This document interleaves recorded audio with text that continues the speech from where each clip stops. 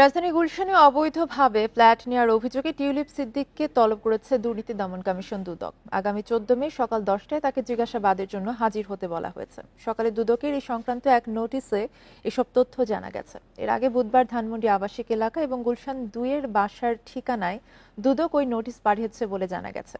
Bundle থাকলে প্রতি সেনমানিতে টাকা বাঁচবে। বিকাশ সেনমানি বান্ডেল কিনে জিতুন প্রতি লেনদেনে।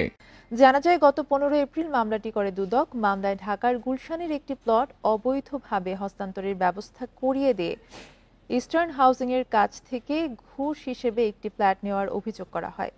এই মামলার অপর দুই আসামি হলেন রাজুকের সাবেক সহকারী আইন উপদেষ্টা শাহ খসরুজ্জামান ও সর্দার মোশাররফ হোসেন। তাদেরও 14 মে হাজির হওয়ার জন্য তলব করা হয়েছে।